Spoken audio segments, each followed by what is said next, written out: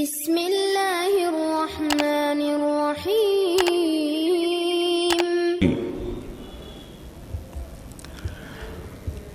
சிறப்பாளனும் கருணையாளனுமாகிய அந்த அல்லாஹுவை பற்றி நாம் தொடர்ந்து இந்த புனிதமிக்க ரமலானில் நாம் அறிந்து கொள்ள கடமைப்பட்டிருக்கிறோம். அல்லாஹுவை பொறுத்தவரையில் இந்த உலகத்தை படைத்து இந்த உலகத்தில் வாழ்கின்ற அனைத்து வகையான காரணகாரியங்களையும் இந்த மனித சமூகத்திற்காக வேண்டி ஏற்பாடு செய்து தன்னிகர் இல்லாத கியாமனாளின் அதிபதியாக அல்லாஹ் ரப்புல் ஆலமீன் திகழ்கிறான் என்பது இஸ்லாமியர்களுடைய நம்பிக்கை. அப்படிப்பட்ட அந்த அல்லாஹ் என்பவன் யார்? சிறப்புமிக்க இந்த ரமலானுடைய மாதத்தில் சிறப்புமிக்க அந்த அல்லாஹ் ரப்புல் ஆலமீனை நாம் இன்ஷா அல்லாஹ் அறிய போகிறோம். அன்பார்ந்த சகோதர சகோதரிகளே, இந்த உலகத்தில் எண்ணற்ற மதங்கள் உண்டு, மார்க்கங்கள் உண்டு, ஆன்மீக சித்தாந்த வழிமுறைகள் உண்டு. எல்லோரும் ஒவ்வொரு வகையான கடவுள் கொள்கையை இந்த மனித சமூகத்திலே நம்பி வழிபட்டு பின்பற்றி வருகிறார்கள். ஒரு மனிதன் தனக்கு நிம்மதி இல்லை, மன அமைதி இல்லை, சாந்தி வேண்டும், தனக்கு மன அமைதி வேண்டும் என்று ஒரு கிறிஸ்தவ அன்பரை சந்தித்து கேட்டால் சர்ச்சுக்கு அழைத்து சென்று இயேசு பெருமானை வழிபடச் சொல்லி அவர்தான் உங்களை ரட்சிக்கக்கூடியவர் என்று போதிப்பார் ஒரு கிறிஸ்தவ அன்பர். அதே நேரத்தில் ஒரு இந்து சகோதரனை சந்தித்து மன அமைதியை தேடி வருகிற ஒரு மனிதர் கேட்டால் அவர் வணங்குகின்ற ஏதாவது ஒரு தெய்வங்களை சுட்டி காண்பித்து அதற்கு அருகிலே போய் நின்று கொண்டு வணக்க வழிபாடு செலுத்துங்கள், உங்களுக்கு மன அமைதி கிடைக்கும் என்பார். அதே நேரத்தில் மன அமைதி தேடி வருகிற அந்த அன்பர் ஒரு நாத்திகவாதியை சந்தித்தாலோ, கடவுள் எல்லாம் ஒன்றுமில்லை, கடவுளை கற்பிப்பவன் முற்றால், எல்லாம் இயற்கைதான், உனக்கு மன அமைதி வேண்டுமானால் இதை செய் அதை செய் என்று நாத்திக சிந்தனையை போதிப்பார். அதே ஒரு மனிதர் முஸ்லிம்களை சந்தித்தாலோ, அல்லாஹுவை பற்றி அறியாத மக்களாக இருந்தால் நாகூருக்கோ ஏர்வாடிக்கோ ஏதாவது ஒரு மையவாடிக்கோ அழைத்து சென்று பிரார்த்தனை செய், உனக்கு மன அமைதி கிடைக்கும் என்பார். அல்லாஹுவை பற்றி அறிந்திருந்த ஒரு மனிதனிடத்தில் அந்த மனிதன் வந்திருந்தால் அல்லாஹுனுடைய ஆலயமாக இறை இல்லத்திற்கு அழைத்து வந்து அல்லாஹுவை பற்றி அந்த மனிதனுக்கு போதித்து அவனுக்கு மன அமைதிக்குரிய வழியை காண்பிப்பார். இதுதான் உலகத்திலே நடந்து கொண்டிருக்கிற ஒரு யதார்த்தம். அப்படியானால் உண்மையில் மனிதன் வணக்கம் செலுத்துவதற்கு தகுதி படைத்த அந்த கடவுள் யார்? மனிதன் யாரை வணங்க வேண்டும்? அல்லாஹ் என்பவன் எப்படிப்பட்டவன்? அவன் எங்கே இருக்கிறான்? அவன் யார் என்பதையெல்லாம் இஸ்லாமிய சமூகத்தை சார்ந்த நாம் அறிந்து கொள்ள கடமைப்பட்டிருக்கிறோம். அன்பார்ந்த சகோதர சகோதரிகளே, நாம் நம்முடைய வாழ்வில் நம்முடைய மக்களுடைய பழக்க வழக்கங்கள் என்ன என்று பிள்ளைகளை பற்றி அறிந்திருக்கிறோம். மனைவியோடு வாழ்க்கை நடத்திய காரணத்தினால் மனைவியினுடைய பழக்க வழக்கம் என்ன, சுபாவம் என்ன என்பதை புரிந்து வைத்திருக்கிறோம். சமூகத்தில் நண்பர்களோடு பழகும் பொழுது நண்பர்கள் எப்படிப்பட்ட பழக்க வழக்கம் உடையவர்கள் என கூர்ந்து கவனித்து அதற்கேற்றவாறு நம்முடைய வாழ்வை அமைக்கிறோம். வியாபாரியாக இருந்தால் எத்தனையோ வாடிக்கையாளர்களை புரிந்து வைக்கிறோம், விளையாட்டு வீரர்களை தெரிந்து வைக்கிறோம், சினிமா அன்பர்களை கூட நாம் புரிந்து வைக்கிறோம். ஆனால் என்ன ஒரு கொடுமை தெரியுமா சகோதரர்களே? இந்த உலகத்தை எல்லாம் படைத்து ரட்சித்து பரிபக்குவப்படுத்துகின்ற அந்த அல்லாஹுவை இந்த மனித சமூகத்தில் எத்தனை பேர்கள் புரிந்திருக்கிறார்கள் சகோதரர்களே?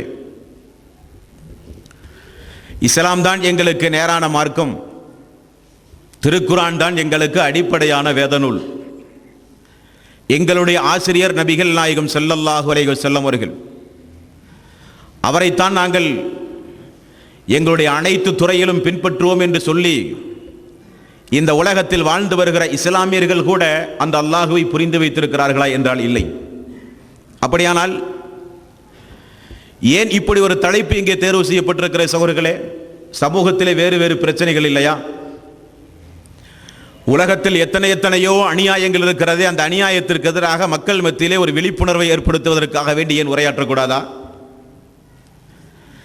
இந்த சமூகத்தில் எத்தனையோ கொடுமைகள் இருக்கிறதே, பெரும்பாவங்கள் என்று அல்லாஹ்வுடைய தூதர் பட்டியல் போட்ட பெரும் பாவங்கள், அவைகளை குறித்து இந்த புனிதமிக்க ரமலானுடைய மாதத்தில் ஏன் ஒரு தலைப்பாக எடுத்துக்கொண்டு மக்கள் மத்தியிலே உரையாற்றி இருக்கக்கூடாதா? புனிதமிக்க இந்த ரமலானுடைய மாதத்தில் மக்கள் இபாதத்தின் பக்கம் ஆர்வம் தூண்டும் முகமாக ஏன் இபாதத்து சம்பந்தப்பட்ட விவகாரங்களை கையிலே எடுத்து மக்களுக்கு ஏன் விளக்கக்கூடாதா என்றால், அன்பிற்கும் பாசத்திற்கும் உரிய சகோதரர்களே, உலகத்தில் படைக்கப்பட்ட நாம் முதலில் என்னை படைத்த இறைவன் யார் என்பதை அறிந்து கொண்ட பிறகுதான் நம்முடைய அனைத்து நடவடிக்கைகளும் பரலோக ராஜ்யத்தில் பூர்ண ஜென்ம பூமியில் அந்த மறுமையுடைய வாழ்வில் நமக்கு வெற்றி கிடைக்கும். சகோதர சகோதரிகளே, திருக்குர்ஆனை நீங்கள் ஆய்வு செய்து பார்த்தால் நிறைய இடங்களில் அல்லாஹ் ரப்பல் ஆலமீன் நான் இப்பொழுது கூறப்போகிற ஆயத்துகளை நீங்கள் பார்க்கக்கூடும். ஒவ்வொரு சமூகத்திற்கும் அல்லாஹ் ஒவ்வொரு நபிமார்களை அனுப்பினான். அவர்கள் பேசுகிற மொழியில் வஇம்மின் உம்மத்தின் இல்லா ஹலா ஃபீஹா நதீர், ஒவ்வொரு சமூகத்திற்கும் நபிமார்கள் அனுப்பப்பட்டதுண்டு. இந்த அனுப்பப்பட்ட எல்லா நபிமார்களும் ஒன்றை அழுத்தம் திருத்தமாக இந்த மனித சமூகத்திலே போதித்திருக்கிறார்கள். அது என்ன சகோதர சகோதரிகளே?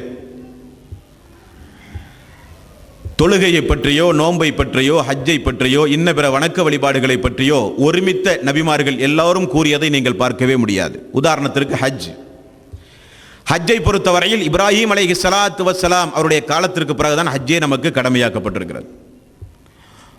தொழுகை முன்னர் கடமையாக்கப்பட்டிருந்தாலும் இன்றைக்கு நாம் செய்கிற இந்த வணக்க வழிபாடு போல அல்ல, இதற்கு முன்னால் கடமையாக்கப்பட்ட இபாதத். நோன்பு, இப்படி எத்தனையோ இபாதத்துகளை நீங்கள் பார்க்கலாம். இபாதத்துகளை போதிக்க நபிமார்கள் வந்தார்களா என்றால் இல்லை. நபிமார்கள் எதற்காக வேண்டி வந்தார்கள் அன்பார்ந்த சோர்களே? அல்லாஹ் அவனுடைய அருள்மறையாம் திருமறை குர்ஆனில் 4வது அத்தியாயத்தின் 36வது வசனம், நபிமார்கள் வந்ததனுடைய நோக்கத்தை அல்லாஹ் ரப்பல் ஆலமீன் நமக்கு தெளிவுபடுத்துகிறான். வஅபுதுல்லாஹ வலா துஸ்ரிக் பிஹி ஷைஆ, அல்லாஹ்வை வணங்குங்கள், அவனுக்கு எந்த ஒன்றையும் நீங்கள் இணையாக்காதீர்கள். நபிமார்கள் வருகை தந்தனுடைய அடிப்படையான நோக்கம். நபிமார்கள் இதற்காக வேண்டிதான் இந்த உலகத்திற்கே அனுப்பப்பட்டார்கள். அல்லாஹ் ரப்பல் ஆலமீன் சொல்கிறான், வஅபுதுல்லாஹ், அல்லாஹுவை நீங்கள் வணங்குங்கள். யார் அந்த அல்லாஹ்? அவனை ஏன் நாம் நம்ப வேண்டும்? ஏன் அவனை தவிர வேறு கடவுள்களை நாம் வணங்கக்கூடாதா? வணங்குவதற்கு அவைகளுக்கு என்ன தகுதி உண்டுமா இல்லையா? நான் தான் என்னுடைய ரப்பை, என்னுடைய கடவுளை நான் கண்கொண்டு பார்க்கவில்லையா, எப்படி நான் அவனை வணங்க முடியும்? இதெல்லாம் சாதாரணமாக மனித உள்ளங்களிலே எழுகின்ற, அடிப்படை உள்ளத்திலே எழுகின்ற சாதாரணமான ஒரு வினாக்கள், கேள்விகள். அல்லாஹ் தொடர்ந்து சொல்கிறான் 16வது அத்தியாயத்தின் 36வது வசனம், வலக்கது பஅஸ்னா ஃபீ குல்லி உம்மத்தின் ரசூலன் அன் இஅ்புதுல்லாஹ வஜ்தனிபுத் தாஊத். எல்லா ரசூல்மார்களையும் எல்லா நபிமார்களையும் நான் சமூகத்திற்கு எதற்காக வேண்டி அனுப்பினேன்? அல்லாஹ்வை மட்டுமே நீங்கள் வணங்குங்கள், சைத்தானை நீங்கள் வணங்கி வழிபடாதீர்கள், அவனுக்கு நீங்கள் இணை துணைகளை ஏற்படுத்தாதீர்கள் என்று போதிக்கத்தான் எல்லா இறை தூதர்களும் அனுப்பப்பட்டிருக்கிறார்கள் என்று அல்லாஹ் ரப்பல் ஆலமீன் சொல்கிறான். அன்பார்ந்த சோர்களே, ஏன் அந்த அல்லாஹ்வை நாம் வணங்க வேண்டும்? அந்த அல்லாஹ்வுக்கு மட்டுமே வணக்க வழிபாடு செலுத்துவதால் நமக்கு கிடைக்கக்கூடிய நன்மை என்ன சகோதர சகோதரிகளே? இனி அல்லாஹ் அல்லாதவர்களுக்கு வணக்க வழிபாட்டை செலுத்தினால் நமக்கு நேரப்போகிற கொடுமைகளும் தீமைகளும் என்ன சகோதர சகோதரிகளே? ஏற்படக்கூடிய இழப்பு என்ன? நபிகள் நாயகம் ஸல்லல்லாஹு அலைஹி வஸல்லம் அவர்கள் முஆத் பின் ஜபல் ரலியல்லாஹு அன்ஹு அவர்களை யமன் நாட்டுக்கு அதிபராக நியமித்து வழி அனுப்புகிறார். அப்பொழுது சொல்லுகிறார், முஆத் அவர்களே, வேதம் வழங்கப்பட்ட ஒரு சமூகத்திற்கு உன்னை நான் பிரதிநிதியாக நியமிக்கிறேன். நீர் அங்கே சென்றவுடன் அந்த மக்களை எதன் பக்கம் அழைக்க வேண்டும் தெரியுமா? அஸ்ஹது அல்லா இலாஹ இல்லல்லாஹ், வணக்கத்திற்கு தகுதியானவன் அல்லாஹ் ஒருவனை தவிர யாரும் இல்லை என்பதின் பக்கம் அந்த மக்களை அழையுங்கள் நபிகள் நாயகம் ஸல்லல்லாஹு அலைஹி வஸல்லம் அவர்கள் சொன்னார்கள்.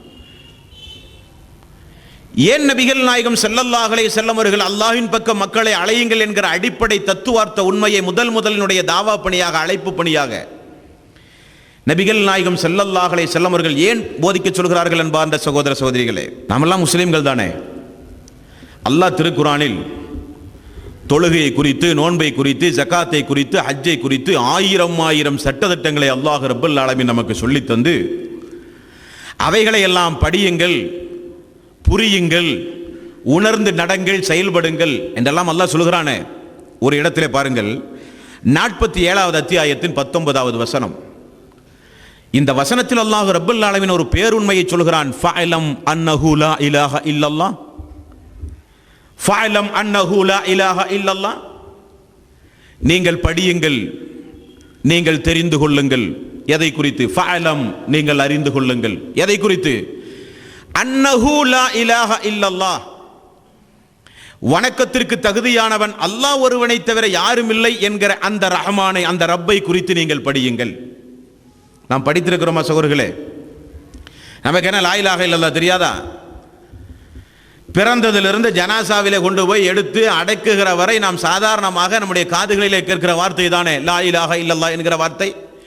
இதை அல்லாஹ் சுட்டி காண்பித்து ஃபஅலம், நீங்கள் படியுங்கள், தெரிந்து கொள்ளுங்கள் என்று அல்லாஹ் சொல்ல வேண்டிய அவசியம் என்ன அன்பார்ந்த சகோதரர்களே? அல்லாஹ் ஒரு இடத்திலே சொல்கிறான், 14வது அத்தியாயத்தின் 24வது வசனம். இந்த வசனத்தில் அல்லாஹ் ரப்பல் ஆலமீன் எப்படிப்பட்ட வார்த்தை பிரயோகத்தை பயன்படுத்துகிறான் என்றால், அலம் தர கைஃப லரபல்லாஹு மஸலன் கலிமத்தன் தையிபத்தன் கஸஜரத்தின் தையிபத்தின் அஸ்லுஹா சாபித்துன் வ ஃபர்உஹா ஃபிஸ் ஸமா. அல்லாஹ் இந்த லா இலாஹ இல்லல்லாஹ் என்கிற இந்த கலிமத்து தையிபாவை குறித்து அல்லாஹ் சொல்லும் பொழுது, இது எப்படிப்பட்ட ஒரு அழகான வார்த்தை தெரியுமா? உங்களுக்கு கனிவர்க்கங்களை தருகின்ற ஒரு நல்ல ஒரு மரத்திற்கு ஒப்பானது. அந்த மரத்தினுடைய வேர் பூமியில் ஆழ பதிந்திருக்கிறது. இது அப்படிப்பட்ட அழகான வார்த்தை. 14வது அத்தியாயத்தின் 27வது வசனத்தில் அல்லாஹ் கூறும் பொழுது, யுஸப்பித்துல்லாஹு அல்லதீன ஆமனு பில் கௌலி ஸாபித்தி ஃபில் ஹயாத்தித் துன்யா வ ஃபில் ஆখিরা. உறுதியான ஒரு சொல்லை கொண்டுதான் அல்லாஹ் இம்மையிலும் மறுமையிலும் உங்களை எழுப்புவான் என்றும் அல்லாஹ் ரப்பல் ஆலமீன் சொல்கிறான். என்ன அந்த சொல்? லா இலாஹ இல்லல்லாஹ், வணக்கத்திற்கு தகுதியானவன் அல்லாஹ் ஒருவனை தவிர யாரும் இல்லை என்பதுதான் அந்த சொல்.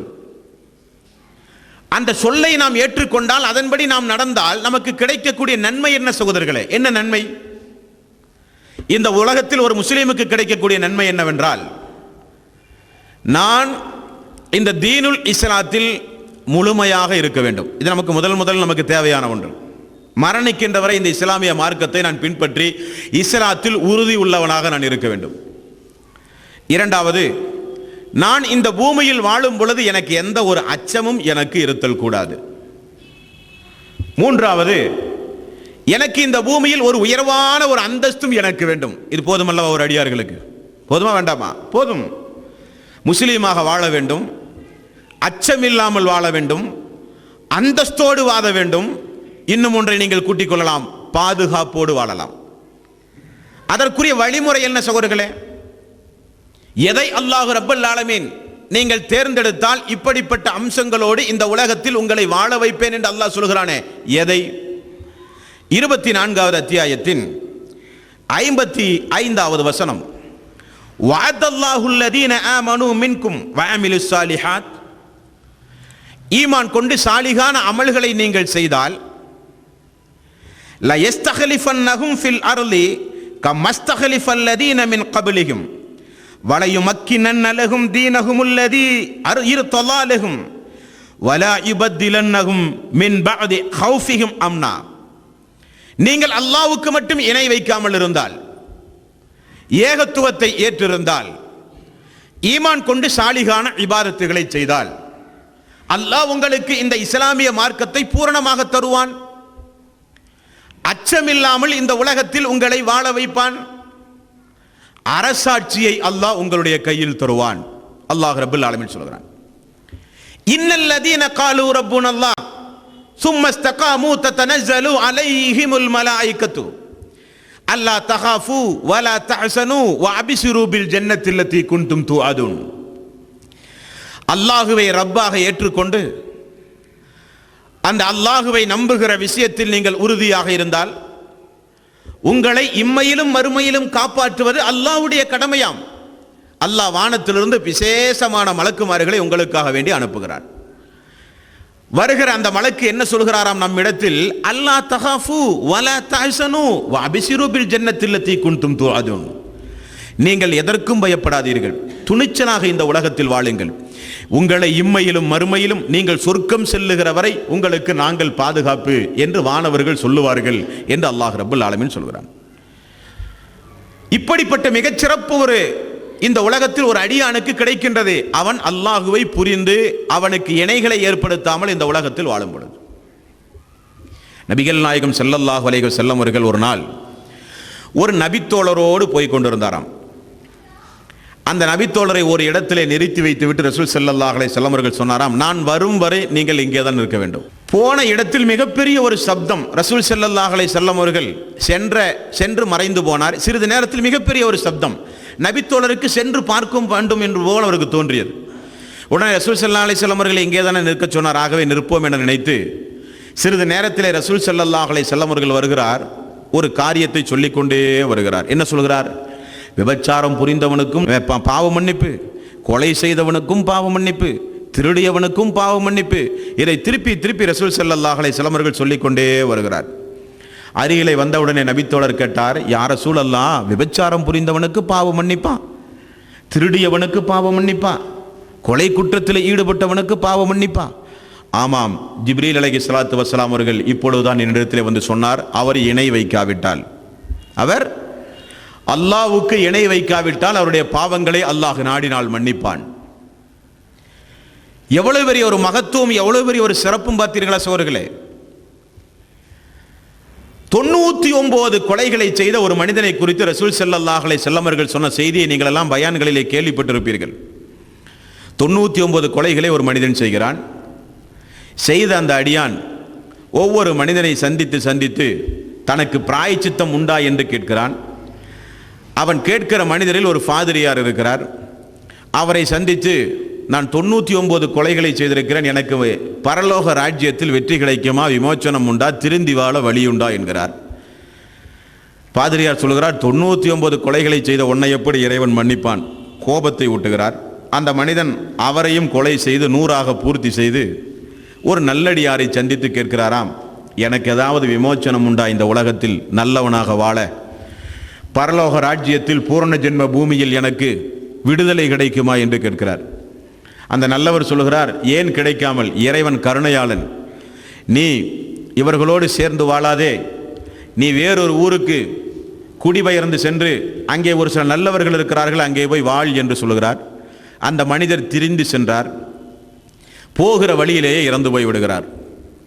2 மலக்குமார்கள் அங்கே வருகிறார்கள். அவர்களுக்கு மத்தியிலே ஒரே சர்ச்சை, இவர் நரகவாசியா அல்லது இவர் சொர்க்கவாசியா? தீர்ப்பு சொல்வதற்கு அல்லாஹ் மனித உருவில் ஒரு மலக்குமார்களை அனுப்பினானாம். அவர் வந்து சொன்னாராம், இவர் திருந்தி வந்த அந்த இடத்தையும் நல்ல இடத்தில் போய் வாழ வேண்டும் என்று தௌபா செய்து மீண்டாரே, பாவ மன்னிப்பு கேட்டு மீண்டாரே, அந்த இடத்தையும் அளந்து பாருங்கள் என்று சொன்னாராம். அளந்து பார்க்கும் பொழுது அவர் திருந்தி சென்ற தூரம் மிக தூரமாக சென்று விட்டது. தீமையை விட்டு மிக தூரமாக அவர் சென்று விட்டார். நன்மையை நாடி மிக மிக குறைவாக தூரத்தம் இருக்கிறது. ஆகவே அவர் சொர்க்கவாசி. அவர் தௌபா செய்து இறைவனிடத்திலே பாவ மன்னிப்பு கேட்டு திருந்தி வாழ நிறைய முயற்சி எடுத்து பயணம் செய்து விட்டார். 99 கொலையை செய்த ஒரு மனிதன் சொர்க்கவாசி. காரணம், அவன் அல்லாஹுவை புரிந்திருந்தான், அல்லாஹ்வுக்கு அவன் இணை வைக்கவில்லை. அதே நேரத்தில் ஒரு 2 மனிதர்கள் ஒரு கிராமத்திற்கு பயணம் செய்கிறார்களாம். ரசூல் ஸல்லல்லாஹு அலைஹி வஸல்லம் அவர்கள் சொல்கிறார், அந்த கிராமத்து ஊர் மக்களுடைய பழக்கம் ஒரு உருவச்சிலையை ஏற்படுத்தி அந்த உருவச்சிலைக்கு ஏதாவது ஒரு பழி கொடுத்த பிறகுதான் அந்த ஊருக்குள்ளேயே நுழைய முடியுமா. அப்படிப்பட்ட ஒரு சட்டம் அந்த ஊரினுடைய சட்டம். அப்போ அந்த ஊர்க்காரர்கள்லாம் சேர்ந்து சொல்கிறார்கள், ஊருக்குள் நீங்கள் புதிதாக வந்திருக்கிறீர்கள், ஏதாவது ஒரு நரபலி கொடுக்காமல் எங்கள் ஊருக்குள் நீங்கள் செல்லக்கூடாது என்று சொல்கிறார்.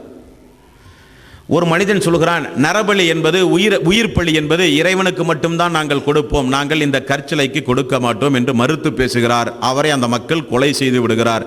அவர் சொர்க்கவாசியாக மாறிவிடுகிறார். இன்னொரு மனிதர், என்னிடத்தில் ஒன்றுமே இல்லையே நரபலி கொடுக்க என்கிறார். ஊர் மக்கள் சொல்கிறார்கள், ஒரு ஈயை பிடித்தாவது நீங்கள் நரபலி கொடுங்களேன் என்கிறார். ஓ, ஈ தானே, அற்பமான படைப்பு தானே என்று பிடித்து நரபலி கொடுத்தார். அவர் நரகவாசி என்று நபிகள் நாயகம் ஸல்லல்லாஹு அலைஹி வஸல்லம் அவர்கள் சொன்னார்கள்.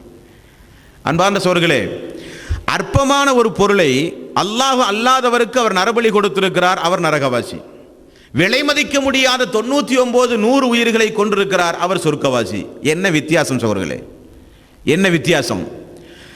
அல்லாஹுவை புரிந்து அவனுக்கு இணைதுணைகளை ஏற்படுத்தாமல் ஒரு அடியான் வாழ்ந்திருக்கிறான், அவனுடைய பாவங்கள் எல்லாம் மன்னிக்கப்பட்டிருக்கிறது. அல்லாஹ்வுக்கு இணைகளை ஏற்படுத்தி இருக்கிறான், அற்பத்திலும் அற்பமான ஒரு ஈயை பிடித்து நரபலி கொடுத்திருக்கிறான், அவன் நரகவாசி. நபிகள் நாயகம் ஸல்லல்லாஹு அலைஹி வஸல்லம் அவர்கள் சொன்னார்கள். அன்பிற்கும் பாசத்திற்கும் உரிய சகோதரர்களே, ஏன் அல்லாஹுவை ஏற்றுக்கொள்ளாமல் எத்தனையோ நல்லவர்கள் இந்த சமூகத்தில் இல்லையா? அன்னை தெரசா அனாதை மக்களை பராமரித்திருக்கிறார், ஆயிரம் நன்மைகளை செய்திருக்கிறார். அவர் இறந்த பிறகு அவருக்காக வேண்டி நினைவு கூறுகிற சமூகமே இந்த உலகத்தில் ஏராளம். அவருக்காக வேண்டி உருவச்சிலைகள் வைக்கப்பட்டிருக்கிறது. இப்படி இந்த உலகத்தில் இஸ்லாத்தை ஏற்றுக்கொள்ளாமல், அல்லாஹுவை புரியாமல், படைத்த ரஹ்மானை புரியாமல் ஆயிரம் நன்மையான காரியங்களை இந்த உலகத்தில் செய்கிறார்களே, அவர்களுடைய நிலை என்ன சோர்களே? நபிகள் நாயகம் ஸல்லல்லாஹு அலைஹி வஸல்லம் அவர்கள் கூறிய செய்தி புகாரி முஸ்லிமில் இடம்பெற்றிருக்கிறது.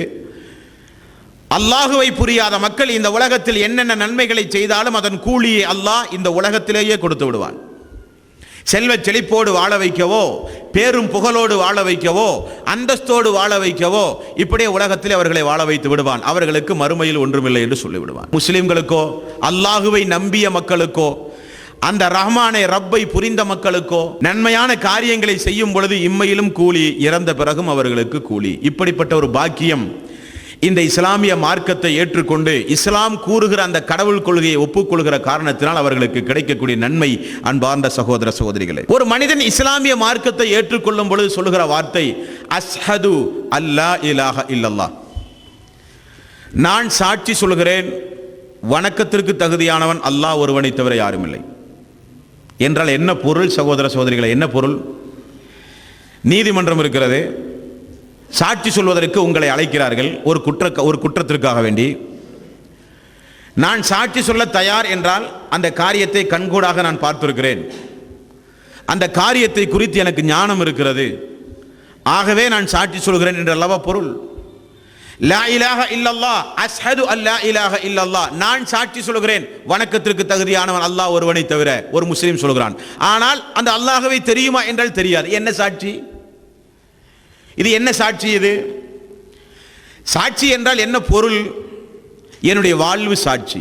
அஷ்ஹது அல்லா இலாஹ இல்லல்லாஹ், வணக்கத்திற்கு தகுதியானவன் அல்லாஹ் ஒருவனை தவிர யாரும் இல்லை என்பதை என்னுடைய நடவடிக்கையை சாட்சியாக நான் மாற்றுகிறேன். இது அல்லவா சாட்சி. அல்லாஹுவை பற்றியும் தெரியாது, இலாஹுவை பற்றியும் தெரியாது, அல்லாஹ்வுடைய பண்புகளை பற்றியும் தெரியாது, அல்லாஹ் எப்படிப்பட்டவன் என்பதை பற்றியும் தெரியாது. ஆனால் அஷ்ஹது அல்லா இலாஹ இல்லல்லாஹ், நான் சாட்சி சொல்கிறேன் என்றால் வேடிக்கை அல்லவா? நீதிமன்றத்தில் போய் நின்று கொண்டு எந்த ஒரு காரணத்தையும் எந்த ஒரு காரியத்தையும் கண்கூடாக பார்க்காமல் நான் சாட்சி சொல்ல தயார் என்றால் நீதிபதி நம்மை புறக்கணிப்பாரா இல்லையா? அது ஒரு வேடிக்கையான சம்பவமா இல்லையா? அதே போல்தான் அல்லாஹுவை பற்றி தெரியாமலேயே பெரும்பான்மையான மக்கள் இந்த உலகத்திலே வாழ்ந்து கொண்டிருக்கிறார்கள். நான் சொல்லவில்லை, அல்லாஹ் சொல்கிறான் சூரத்துல் யூனுஸிலே அல்லாஹ் ரப்புல் ஆலமீன் சொல்கிறான், வமா யுமினு அக்ஸருஹும் பில்லாஹி இல்லா வஹும் முஷ்ரிகூன். பெரும்பான்மையான மக்கள் அல்லாஹுவை நம்பி இருக்கிறார்கள், ஆனால் இணை வைத்தலும் அவருடைய வாழ்விலே கலந்திருக்கிறது. அல்லாஹ் ரப்புல் ஆலமீன் சொல்கிறான், அல்லாஹுவை நம்பி இருக்கிறார்களாம், அல்லாஹ் அல்லாதவர்களுக்கும் வழிபாடு செய்கிறார்களாம். இப்படி அல்லாஹுவை புரிந்து இருக்கிற மக்கள் வமா யுமினு அக்தருஹும் பில்லாஹி இல்லா வஹும் முஷ்ரிக்குன், அதிகமான மக்கள் அல்லாஹ் ரப்புல் ஆலமீன் சொல்கிறான். ஏன் அல்லாஹ் இப்படி குற்றம் சுமத்துகிறான்? வமா கதருல்லாஹ ஹக்க கத்ரிஹி, அல்லாஹுவை எப்படி கண்ணியப்படுத்த வேண்டும் என்று எந்த மக்களுக்கும் தெரியாது. அல்லாஹுவை கண்ணியப்படுத்த வேண்டிய விதத்தில் அவர்கள் அல்லாஹுவை கண்ணியப்படுத்தவில்லை என்று அல்லாஹ் ரப்புல் ஆலமீன் சொல்கிறான். அப்படியானால் அன்பிற்கும் பாசத்திற்கும் உரிய சகோதர சகோதரிகளே, ஃபஅலம் அன்னஹு லா இலாஹ இல்லல்லாஹ், நீங்கள் வணக்கத்திற்கு தகுதியானவன் அல்லாஹ் ஒருவனை தவிர யாருமில்லை என்பதை நீங்கள் படியுங்கள், புரியுங்கள் என்று அல்லாஹ் சொல்கிறானே, அதுதான் நம்முடைய தொடர் வகுப்பு. அன்பார்ந்த சகோதரர்களே, நாம் இந்த வகுப்பினூடாக நீங்கள் சொல்லப்படுகிற ஆயத்துகளையும் வசன எண்களையும் நீங்கள் குறித்து கொண்டால் நிச்சயமாக எனது உரையினுடைய இறுதியில் படைத்த ரஹ்மானை நீங்கள் புரிந்து கொள்வீர்கள். ஏன் புரிய வேண்டும்? அப்பொழுதுதான் அல்லாஹுவை பற்றியுள்ள ஒரு அச்சம் நம்முடைய வாழ்வில் ஏற்படும். தீமையான காரியத்திலிருந்து விலகி வாழ அல்லாஹுவை பற்றியுள்ள ஒரு அச்சம், அவனை பற்றி நாம் புரிந்து கொண்டால் தான் உயிரோட்டமாக நாம் இபாதத்துகளை செய்வோம். ஏனோ தானோ என்று அல்ல. இது அல்லாஹ்வுடைய வீடு. யாருடைய வீடு இது? உங்களுடைய வீடோ என்னுடைய வீடோ அல்ல. இது அல்லாஹ்வுடைய வீடு. இந்த வீட்டுக்குள் நுழையும் பொழுதே நம்மையும் அறியாமல் ஒரு அச்சம் நம்முடைய வாழ்வில் ஏற்பட வேண்டுமானால் அல்லாஹ்வை பற்றி நாம் தெரியாமல் எப்படி அந்த அச்சம் ஏற்படும்? கலவர நேரங்களிலோ அசாதாரணமான சூழ்நிலையிலோ காவல்துறை ஆணையாளர் கமிஷனர் ஆபீஸில் ஒரு பீஸ் மீட்டிங் ஏற்பாடு செய்யப்பட்டிருக்கிறது என்றால் அந்த ஆபீஸுக்குள் நுழையும் பொழுது உண்மையை சொல்லுங்கள், நம்மையும் அறியாமல் ஒரு அச்சம் ஏற்படுகிறதா இல்லையா? அங்கே ஏனோ தானவென்று உள்ளே நுழைய முடியுமா?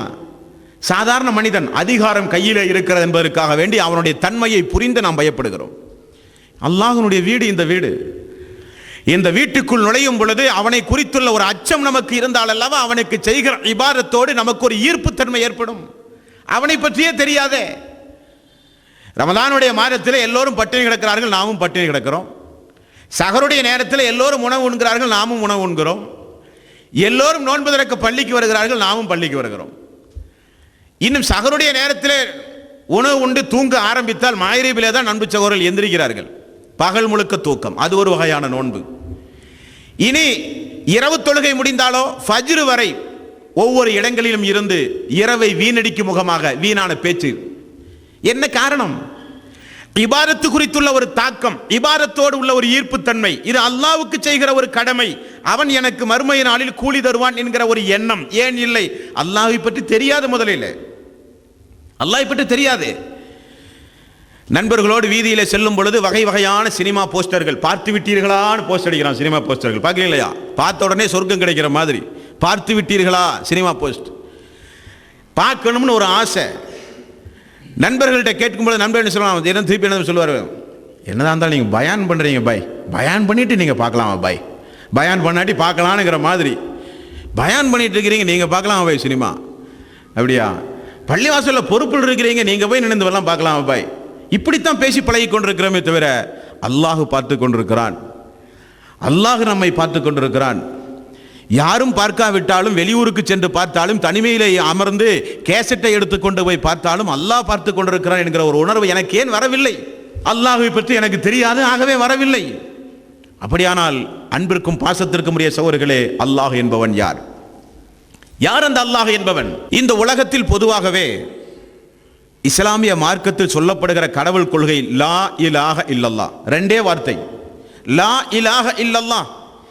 இலாஹ் என்கிற ஒரு வார்த்தை, அல்லாஹ் என்கிற ஒரு வார்த்தை. இலாஹை பற்றியும் தெரிய வேண்டும், அல்லாஹை பற்றியும் நாம் தெரிய வேண்டும். லா இல்லை, இலாஹ் கடவுள்கள் இல்லை, இல்லல்லாஹ் அல்லாஹுவை தவிர. அப்ப இந்த அல்லாஹ் என்பவன் யார்? முதல் கேள்வி.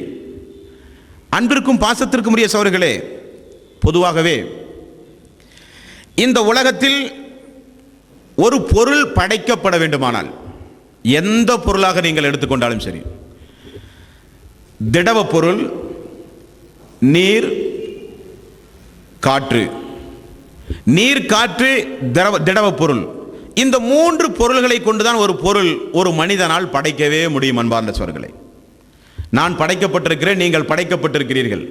நமக்கு தேவையான ஒரு மூலப்பொருளை கொண்டு அல்லாஹ் ரப்புல் ஆலமீன் நம்மை படைத்திருக்கிறான்.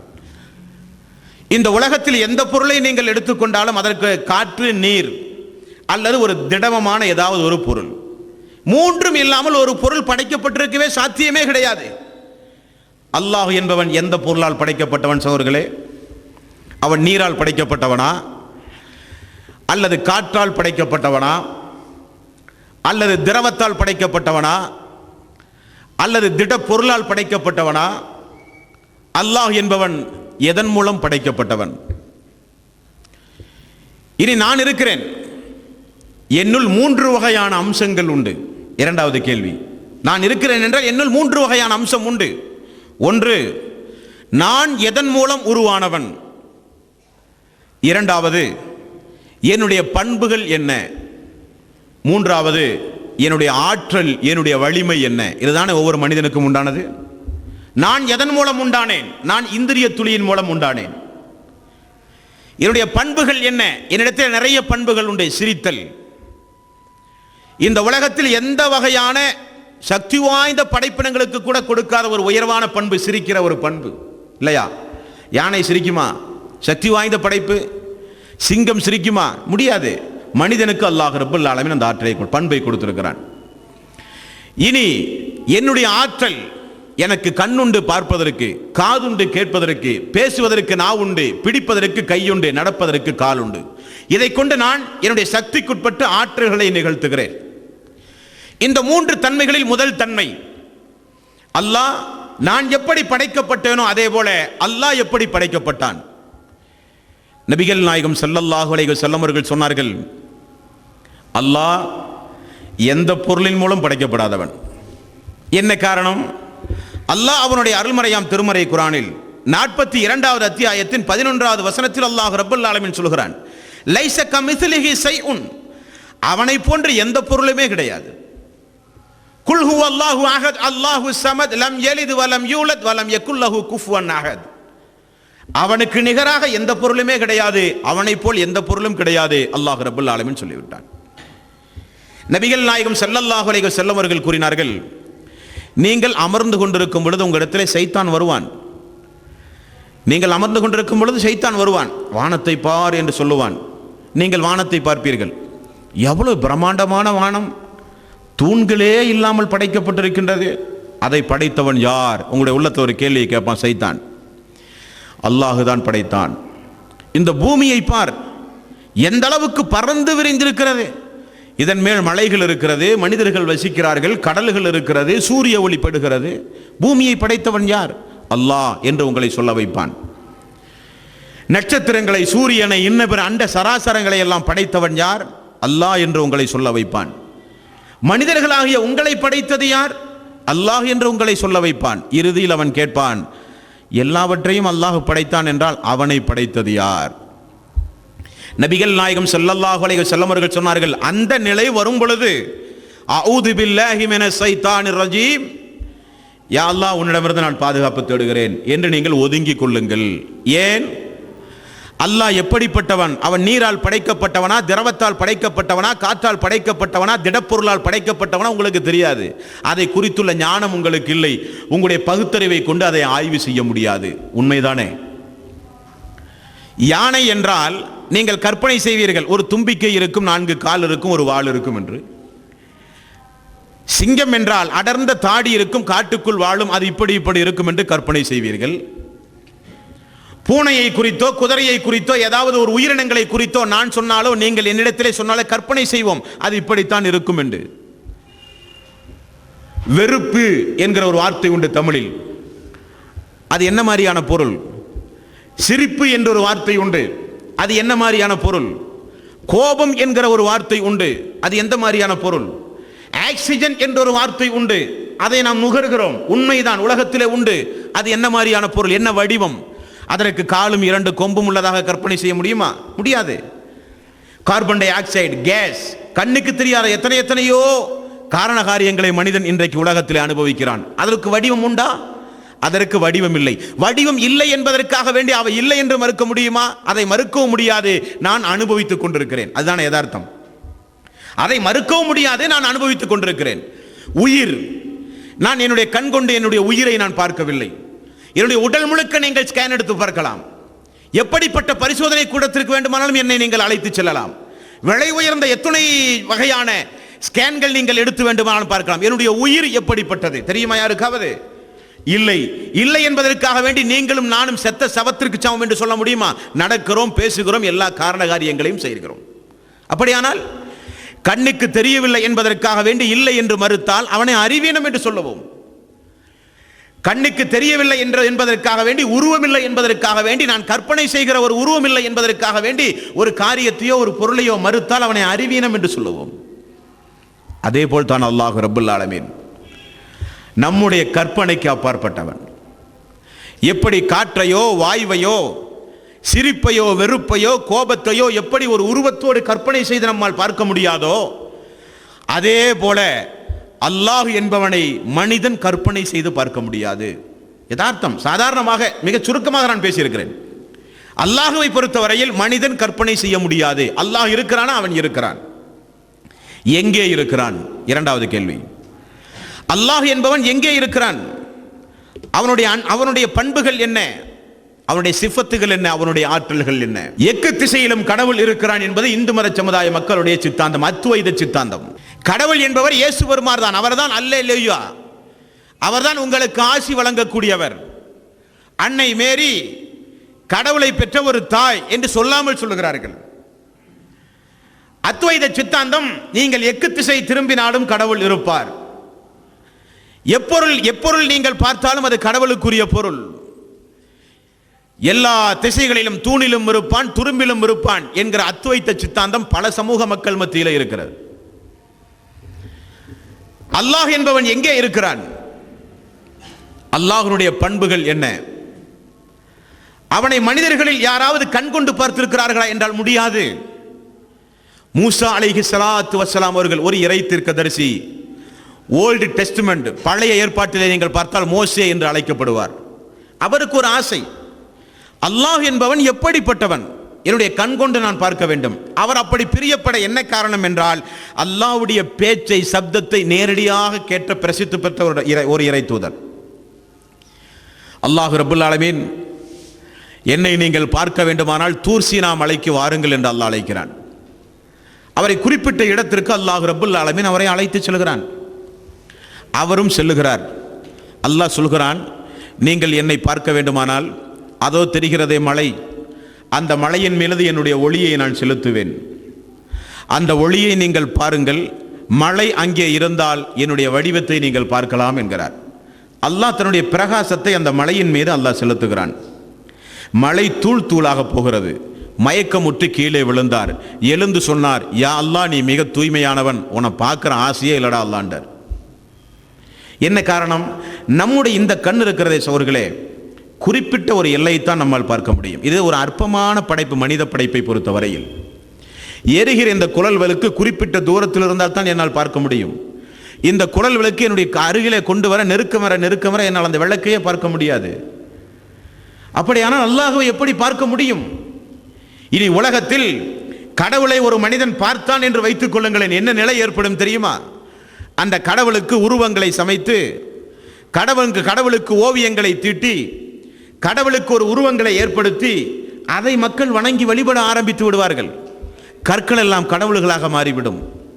இறைவனால் படைக்கப்பட்ட பொருள்கள் எல்லாம் கடவுள்களாக மாறிவிடும். உலகத்தில் இருக்கிற எல்லா பொருள்களும் கடவுள்களாக மாறிவிடும். சூரியனை வணங்குகிற மக்கள் உண்டு, நெருப்பை வணங்குகிற மக்கள் உண்டு, சந்திரனை வணங்குகிற மக்கள் உண்டு, கடல்களை வணங்குகிற மக்கள் உண்டு, ஜின்களை வணங்குகிற மக்கள் உண்டு, மலக்குமார்களை வணங்குகிற மக்கள் உண்டு. ஏன், முஸ்லிம்களில் நல்லடியார்களை வணங்குகிற மக்களும் உண்டு, இறை தூதர்களை கூட வணங்குகிற மக்கள் உண்டு. உதாரணத்திற்கு கிறிஸ்துவ சமுதாயம் ஒரு உதாரணம். உலகத்தில் இருக்கிற எதை பார்த்தாலும் வணங்க வேண்டும், அதுதான் கடவுள் என்று மனிதன் நினைக்கிறான். என்ன காரணம்?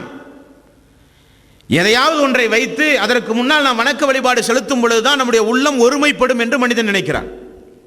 அதே நேரத்தில் எவ்வளவு பெரிய ஒரு தவறை செய்கிறோம் என்று புரியாமல் மனிதன் அதை செய்கிறான். என்னுடைய தந்தை இருக்கிறார், என்னுடைய தந்தையை நீங்கள் எப்படி என்றே பார்க்கவில்லை. ஆனால் இதுதான் உங்களுடைய தந்தை என்று, என்னுடைய தந்தையே இல்லாத ஒருவருடைய உருவத்தை எடுத்துக்கொண்டு நீங்கள் ஒரு உருவம் வரைந்து இவர்தான் உங்களுடைய தந்தை என்று சொன்னால் எனக்கு கோபம் வருமா, வராதா? உங்களுடைய தாய் யார் என்றே எனக்கு தெரியாது, நான் ஒரு உருவம் வரைந்து அழகான ஒரு பெண்மணியுடைய தோற்றத்திலே வரைந்து இவைதான் உன்னை பெற்றெடுத்த தாய் என்று சொன்னால் உங்களுக்கு கோபம் வருமா, வராதா? மனிதனாகிய நமக்கே உருவத்தை, நாம் இல்லாத ஒரு உருவத்தை நமக்காக வேண்டி ஏற்பாடு செய்யும் பொழுது நம்மால் ஜீரணிக்க முடியவில்லை என்றால், உலகத்தையே படைத்து பரிபக்குவப்படுத்துகின்ற இறைவனுடைய உருவத்தை மனிதன் சமைத்தால் இறைவன் ஒற்றுக்கொள்வானா? இறைவன் ஒருபோதும் ஏற்றுக்கொள்ள மாட்டான் சகோதரர்களே. ஆகவேதான் இறைவன் கடுஞ்சொல்லால் பயன்படுத்துகிறான், இன்ன சிற்க லல்லுல்முன் அலீம், இணை வைத்தல் என்பது மிகப்பெரிய அநியாயம் என்று அல்லாஹ் ரப்பல் ஆலமீன் சொல்கிறான். எத்தனையோ படித்தவர்கள் உண்டு இந்த சமூகத்தில், மேல் படிப்பு படித்தவர்கள் எல்லாம் உண்டு, பல துறைகளிலும் ஆய்வு செய்தவர்கள் எல்லாம் உண்டு, பல துறைகளிலே பட்டம் பெற்றவர்கள் எல்லாம் உண்டு. ஆனால் கடவுளை ஆய்வு செய்த மக்கள் இந்த மனித சமூகத்தில் எத்தனை பேர்கள் கடவுளை ஆய்வு செய்திருக்கிறார்கள்? இந்து சமுதாய மக்களிடத்தில் போய், யதார்த்த மக்களிடத்தில் போய், இதுதான் கடவுள் என்று உமக்கு சொல்லித் தந்தது யார் என்று ஒரு கேள்வி கேளுங்கள். அதற்கு என்ன சக்தி இருக்கிறது என்று கேளுங்கள். எதை வணங்குகிறீர்களோ, நாம் ஒரு உன்னதமான படைப்பு, வழக்கது கர்ரம்னா பனி ஆதம், ஆதமுடைய மக்கள் சிறந்த படைப்பு, மனித சமூகமே சிறந்த படைப்பு. சிறந்த படைப்பாகிய நான் என்னுடைய தலையை ஒரு இறைவன் என்று ஒரு மனிதனை நம்பி, ஒரு பொருளை நம்பி, ஒரு சக்தியை நம்பி என்னுடைய தலையை நான் சாய்க்கிறேன் என்றால் அது என்னை விட சிறந்த ஒன்றாக இருந்தால் அல்லவா சாய்ப்பதிலே நியாயம் இருக்கும்? என்னை விட மிக மிக தாழ்வான அல்லது என்னை போல மனிதர்கள் இன்றைக்கு கடவுளாக இருக்கிறார்களா இல்லையா? உருவங்கள் இன்றைக்கு ஒரு மனிதன் கையினால் செய்கின்ற ஒரு உருவத்தை சமைத்து வைத்துக் கொண்டு அதை கடவுள் என்று நமக்கு போதிக்கிறார். நாம் கடவுள் என்று வணங்குகிறோம். நம்மை விட அற்பத்திலும் அற்பமான மண்ணை கொண்டு மனிதன் படைக்கிறான். ஒரே பதில் இந்து சகோதரர்கள் சொல்வார்கள், காலம் காலமாக எங்களுடைய பாட்டி, எங்களுடைய தாய், எங்களுடைய தந்தை, முன்னோர்கள் எங்களுக்கு இதைத்தான் போதித்தார்கள், அவ்வளவுதான். ஏதாவது சக்தி உண்டுமா? இல்லை. சக்தி இல்லை என்பதை இந்து சகோதரர்களே புரிந்து வைத்திருக்கிறார்கள். என்ன காரணம்? கோயிலை உடைத்து, பூட்டை உடைத்து சாமியே திருடிட்டு போறான், பார்க்கிறோம் இல்லையா? பல விலை மதிக்க முடியாத கடவுள்கள் காணாமல் போயிருக்கிறார்கள், எல்லாம் உருக்கி எடுத்து வித்து போட்டுறான். மனித கடவுள், எத்தனை கடவுள்கள் ஜெயிலில் இருக்கிறாங்க இன்றைக்கு. என்ன காரணம்? என்னதான் மேல் படிப்பு படித்தாலும், பட்டங்கள் பல பெற்றிருந்தாலும், அந்த அல்லாஹுவை, அந்த ரஹ்மானை, அந்த கடவுளை புரிய வேண்டும் என்கிற ஒரு ஞாபகம், ஒரு தன்மை, ஒரு சிந்திக்கின்ற ஆற்றல் இந்த மக்களுக்கு உண்டுமா என்றால் இல்லை. அது குறித்து ஆய்வு செய்யவே அவர்கள் யோசிக்கிறார்கள். இப்படியெல்லாம் ஊருக்கு ஒரு கடவுள், கோத்திரத்திற்கு ஒரு கடவுள், தெருவுக்கு ஒரு கடவுள், மொழிக்கு ஒரு கடவுள், ஒவ்வொரு மொழி பேசக்கூடிய மக்களுக்கு ஒரு கடவுள் என்று கடவுள்கள் அதிகமான காரணத்தினால் தான் ஒரு சமூக மக்கள் சொன்னார்கள், கடவுளை கற்பிப்பவன் முட்டாள், கடவுள் கிடையாது. நாத்திக சிந்தனை உருவானது. கிறிஸ்தவ சகோதரர்கள், ஈசா தான் கடவுள், மரியம் தான் கடவுள் என்றால், ஈசா பிறப்பதற்கு முன்னால் உலகம் எப்படி இயங்கியது? அந்த கேள்விக்கு அவரிடத்திலே பதில் இல்லை. என்னுடைய கண் கொண்டு, என்னுடைய நாவை கொண்டு, என்னுடைய கையை கொண்டு, என்னுடைய செவியை கொண்டு, ஐம்புலன்களை கொண்டு அந்த அல்லாஹ் என்பவன் யார் என்பதை ஆய்வு செய்வது நம்முடைய கடமையா இல்லையா? ஆய்வு செய்ய வேண்டுமா வேண்டாமா? அவனை குறித்து படிக்க வேண்டுமா படிக்க வேண்டாமா? ஆகவேதான அல்லாஹ் ரப்பல் ஆலமீன் சொல்கிறான், ஃபலம், நீங்கள் படியுங்கள், கடலை குறித்து ஆய்வு செய்யுங்கள், விண்வெளியை குறித்து ஆய்வு செய்யுங்கள், சந்திர மண்டலத்திற்கு முடிந்தால் சக்தியோடு ஏறி செல்லுங்கள். எத்தனை எத்தனை விவகாரங்களை அல்லாஹ் ரப்பல் ஆலமீன் சொல்கிறான். அந்த விவகாரங்களோடு சேர்த்து சொல்லுகிறான் அல்லாஹ், என்னை குறித்தும் நீங்கள் படியுங்கள். ஃபஅலம் அன்னஹு லா இலாஹா இல்லல்லாஹ், நான் வணக்கத்திற்கு தகுதியானவன் அல்லாஹ் ஒருவனை தவிர யாரும் இல்லை என்பதை படியுங்கள். ஏன் படிப்பதற்கு சிரமமா? அல்லாஹ் என்பவன் என்ன முஸ்லிம்களுக்குரிய கடவுளா? முகமது நபியினுடைய சமூகத்திற்குரிய கடவுளா? அரபு பேசுகிற மக்களுக்குரிய கடவுளா? குறிப்பிட்ட ஒரு சமூகம் இஸ்லாமிய முஸ்லிம்களுக்குரிய கடவுளா? அல்ல. அல்லாஹ் என்பவன் உங்களுடைய ரப்பு. நீங்கள் புரிந்து கொள்ளாமல் அவல நிலையோடு வாழ்ந்து கொண்டிருக்கிறீர்களே, உங்களுடைய ரப் அந்த அல்லாஹ் ரப்பல் ஆலமீன். அல்லாஹ் என்கிற அரபு சொல் ஹிப்ரு மொழியில் அலைலேயு என்று சொல்லுவார்கள். கிருஷ்ணன், பகவான், என்ன வாசகம் வேண்டுமானாலும் அந்த மிகப்பெரிய சக்தி வாய்ந்த அந்த பரம்பொருளுக்கு நீங்கள் பயன்படுத்தினாலும் அது ஒன்றே ஒன்றுதான், அவன்தான் ஏக பரம்பொருளாகிய அல்லாஹ் என்பவன். இந்த உலகத்தில் இரண்டு தெய்வங்கள் இருந்தால் என்ன பிரச்சனை? ஒன்றுக்கு மேற்பட்ட கடவுள்கள் இந்த உலகத்தில் இருந்தால் என்ன பிரச்சனை? இயங்காது. ஒரு வாகனத்தை இரண்டு பேர் ஓட்டினால் எப்படி முறைகேடாக அந்த வாகனம் ஓடுமோ, ஒரு நாட்டுக்கு இரண்டு அதிபர்கள் இருந்தால் எப்படி அந்த நாட்டை முறையாக இயக்க முடியாதோ, அதே போல் தானே இந்த உலகம். எப்படி இந்த உலகத்திற்கு பல கடவுள்கள், கடவுள்களிலும் பெண்கள் கடவுள், குழந்தைகள் கடவுள், ஆண்கள் கடவுள், விகாரமான தோற்றத்தோடு கடவுள், இறைவனால் அனுப்பப்பட்ட இறை தீர்க்கதரிசிகள் கடவுள், இறை தீர்க்கதரிசியுடைய குடும்பமே கடவுள். கடவுள்கள் இந்த உலகத்திலே அதிகமாகி அதிகமாகி கடவுள்களுக்குள்ளே சண்டைகள் ஏற்பட்டிருக்கிறது. கடவுள்களை குறித்து மக்கள் மத்தியில் இப்படியெல்லாம் போதிக்க போய்த்தானே கடவுளே இல்லை, கடவுளை கற்பிப்பேன் முட்டாள் என்ற நாத்திக சிந்தனைக்கு எத்தனை எத்தனை இளைஞர்கள் சென்று விட்டார்கள். என்ன காரணம்? ஃபஅலம் அன்னஹு லா இலாஹ இல்லல்லாஹ். நீங்கள் கடவுளை குறித்து, வணக்கத்திற்கு தகுதியானவன் அல்லாஹ் ஒருவனை குறித்து நீங்கள் படியுங்கள் என்று அல்லாஹ் ரப்பல் ஆலமீன் சொல்கிறானே, அந்த படிப்பை, அந்த அறிவை தெரிந்து கொள்வதற்கு பொருத்தமான மாதம் இந்த புனிதமிக்க ரமலானுடைய மாதம். அன்பார்ந்த சோர்களே, காரணம் மன் சாம ரமலான ஈமானன் வ இஹ்திசாபன் உஃபிர் லஹு மா தகத்தம மின் தன்பிஹி. யார் அல்லாஹுவை முழுக்க முழுக்க நம்பி உறுதிமிக்க நம்பிக்கையோடு அழகான உறுதியான ஈமானோடு யார் இந்த புனிதமிக்க ரமலானுடைய மாதத்தில் நல்ல நல்ல நற்கர்மங்கள் செய்கிறார்களோ அவர்களுடைய முற்சென்ற பாவங்கள் எல்லாம் மன்னிக்கப்பட்டது என்று நபிகள் நாயகம் ஸல்லல்லாஹு அலைஹி வஸல்லம் அவர்கள் கூறியிருக்கிறார். அப்ப அல்லாஹுவை பற்றி எனக்கு தெரியாமல், அவனுடைய பண்புகளை பற்றி புரியாமல், அவன் எங்கே இருக்கிறான், எப்படிப்பட்டவன், மறுமையிலே உண்மையிலேயே நம்ம எழுப்பி கேள்வி கேட்கிற ஆற்றல் அவனுக்கு உண்டா, அவனை நம்புவதால் நமக்கு இருக்கிற சிறப்புகள் என்ன, அவனை நம்பாவிட்டால் எனக்கு ஏற்பட போகிற இழப்புகள் என்ன, இது குறித்து தெரிய வேண்டாமா சோர்களே? தெரிய வேண்டும். மறுமை நாளில் பாருங்கள், சுபஹானல்லாஹ், அல்லாஹ் ஒரு அடியானுக்கு மறுமை நாளிலே நரகம் என்று தீர்ப்பு சொல்லி விடுவானாம். அந்த அடியான் அலங்கோலப்பட்டு விடுவானாம் மறுமை நாளில். அல்லாஹ் அந்த அடியானை குறித்து கேட்பானாம், அடியானே, நீ வாழ்ந்தாயே உலகம், அந்த உலகம் முழுக்க உனக்கு நான் தங்கமாக மாற்றி தருகிறேன். நரகம் என்று சொல்லப்பட்ட இந்த தீர்ப்பிலிருந்து நீ உன்னை பாதுகாக்க அதை அபராதமாக தருவாயா? அல்லாஹ் ரப்பல் ஆலமீன் கேட்கிறான். அடியான் சொல்கிறான், யா அல்லாஹ், எரிகின்ற இந்த நரக நெருப்புக்கு பகரமாக ஒரு பூமி நிறைய தங்கம் அல்ல, 2 பூமி நிறைய நீ தங்கம் தந்தாலும் அபராதமாக தந்து இந்த நரக படுகொலிலிருந்து என்னை காப்பாற்ற நான் முயற்சி எடுப்பேன் யா அல்லாஹ். மறுமையில் இறைவனால் படிக்கப்பட்ட ஒரு மனிதன் பேசுவானாம். அல்லாஹ் சொல்லுவானாம், பூமி நிறைய ஒன்றும் தங்கம் வேண்டாம், அதைவிட மிக மிக லேசான ஒன்றைத்தானே உலகத்தில் உம்மிடத்தில் நான் எதிர்பார்த்தேன். என்ன யா அல்லாஹ் நீ எதிர்பார்த்து நான் தரவில்லை? அடியான் கேட்பான், யா அல்லாஹ், லேசான ஒன்றை நீ எதிர்பார்த்தாயா? என்ன நீ எதிர்பார்த்து நான் தரவில்லையா அல்லாஹ்? அல்லாஹ் சொல்லுவான், எனக்கு இணை வைக்க கூடாது என்றுதானே நான் சொன்னேன், எனக்கு இணை வைக்க கூடாது என்றுதானே நான் சொன்னேன். பார்த்தீர்களா சோர்களே, எந்த அளவுக்கு பாரதூரமான குற்றம் பார்த்தீர்களா? என்னுடைய மனைவி நான் இல்லாத நேரத்தில் அண்டை வீட்டுக்கார மனிதனோடு சிரித்து பேசினால் நான் அனுமதிப்பேனா? என்னுடைய மனைவி நான் இல்லாத நேரத்தில் அண்டை வீட்டுக்காரனை என்னுடைய படுக்கை அறையில் அமர்த்தி பேசினால் நான் ஒற்றுக்கொள்வேனா? என்னுடைய மனைவி என்பவள் எனக்குரியவள், என்னிடத்தில் மட்டும்தான் அவள் சிரித்து பேச வேண்டும், என்னை மட்டும்தான் தொட்டு பேச வேண்டும், என்னுடைய படுக்கை அறையில் என்னை மட்டும்தான் என்னுடைய மனைவி அனுமதிக்க வேண்டும், அது என்னுடைய உரிமை. நானே இப்படிப்பட்ட ஒரு ரோசக்காரன் என்றால் என்னை படைத்த அல்லாஹ்வுக்கு ரோசமே இருக்காதா? அந்த அல்லாஹ்வுடைய பண்பை, அவனுடைய ஆற்றலை, அவனை கண்கொண்டு எந்த மனிதனும் பார்க்காமல் இருக்கிற இந்த உலகத்தில் அவனுக்கு இணைதுணைகளை ஏற்படுத்தி உருவங்களை சமைத்து இவன்தான் ரப்பு என்று சொல்லி மக்கள் வணக்க வழிபாட்டை செலுத்தினால் அல்லாஹ் எப்படி அனுமதிப்பான்? இன்ன சிற்கல் அல்லுல் முன் ஆலீம், இணை வைத்தல் மிகப்பெரிய அநியாயம்.